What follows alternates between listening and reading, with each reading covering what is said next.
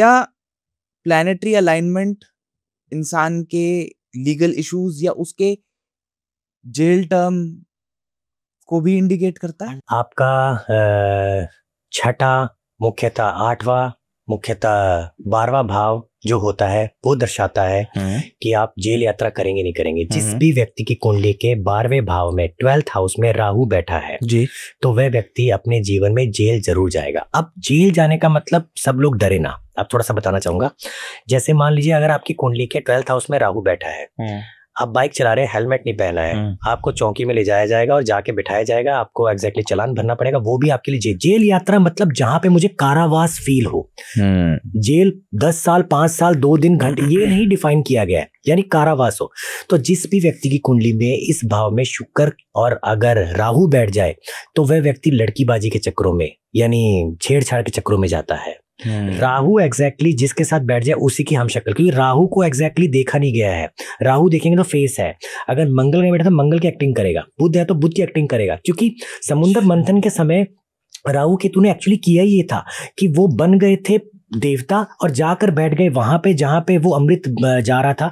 अब वो क्या अमृत पी चुके थे तो उनको एग्जैक्टली खत्म नहीं किया, तभी उनको अलग किया गया था। तो राहु केतु एग्जैक्टली जिसके साथ बैठते हैं उसी की एक्टिंग करते हैं। अगर शुक्र के साथ है तो प्यार में एग्जैक्टली कभी बहुत प्यार, कभी अचानक से डिटैचमेंट, कभी एग्जैक्टली बहुत पढ़ाई का मन, कभी किताब भी बुरी लग रही है, कभी ऑफिस में सब सराहने आपकी रिस्पेक्ट कर रहे हैं और कभी ऐसा हो रहा है कि यार कोई मेरी बात ही नहीं सुन रहा है।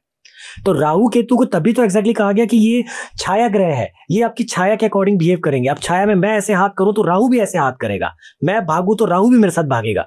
तो ये चीजों को शांत करने के लिए आपको इस तरह से चीजों को फॉलो करना चाहिए जो मैंने आपको रेमेडी बताई। सर लोगों पे कोर्ट कचहरी, लीगल ट्रबल्स, क्या एस्ट्रोलॉजी इन चीजों में भी मदद करेगा? 100% सर। अगर आप कुंडली में अपने सूर्य को मजबूत कर लेते हैं, शनि को मजबूत कर लेते हैं और रेमेडीज ले लेते हैं, देखिए तकलीफ तो फिर भी आएगी पर मुख्यतः आपने वो सब रेमेडीज लेकर प्रॉब्लम्स को 90% तक सॉल्व कर सकते हैं। अगर आप कहते हैं कि मैंने ये एस्ट्रोलॉजिकल रेमेडीज की बात कर रहा हूं, मैं ले ली, फिर भी तकलीफ इंसान की लाइफ में फिर भी आती है बट कष्ट थोड़े में निकल जाता है। जैसे मान लीजिए मैं रोड पे चल रहा था, मेरी कुंडली में एक्सीडेंट लिखा था, मेरा मेजर एक्सीडेंट नहीं हुआ परंतु मेरी गाड़ी का टायर फट गया। अब वो कष्ट छोटे में निकला क्योंकि आपने दान पुण्य क्रिया सब कुछ करी है। तो आप ये मान लीजिए कि आपको तकलीफ, क्योंकि जब अंतरदशा प्रत्यंतर ये सब चीजें आई हैं तो वो अपना इफेक्ट तो दिखाएंगे। एक ग्रह खराब है, बाकी 8 के 8 बैठे हैं, वो सर बैठे बैठे ताली नहीं बजाएंगे, वो भी तो आपको कुछ पॉजिटिविटी नेगेटिविटी देंगे। तो एक ग्रह के ऊपर प्रेडिक्शन करना कभी भी सही नहीं होता है। सभी ग्रहों को मिला के अगर आपकी रीडिंग निकलती है तो वो बेहतर निकलती है। आप सारी चीजें सर, ज्योतिष शास्त्र एग्जैक्टली यही कहता है कि आपके जो कर्म है, एस्ट्रोलॉजर जो बेसिकली आपको प्रेडिक्शन देता है वो आपको बता सकता है, चलना आपको खुद है सर। कुछ रेमेडीज बता दो ऐसी जो कोर्ट केसेस को अवॉइड कर पाएं, इम्प्रिजनमेंट, जेल यात्रा को अवॉइड कर पाएं।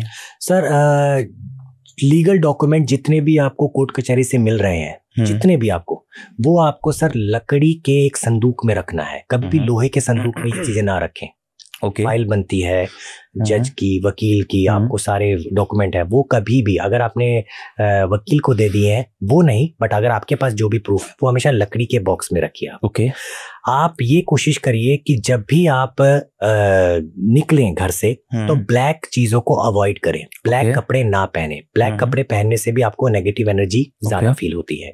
इसके साथ साथ सर जब भी आप घर से बाहर निकलें, मतलब अपने कोर्ट से रिलेटेड या अपने लीगल का कामों से रिलेटेड, चाहे वो आपको चाहे आपने जीएसटी फाइल करने क्यों जा रहे हैं क्योंकि वो भी लीगल है, तो आपने घर की जितनी भी कन्याएं हैं उनके पैर छू कर निकले।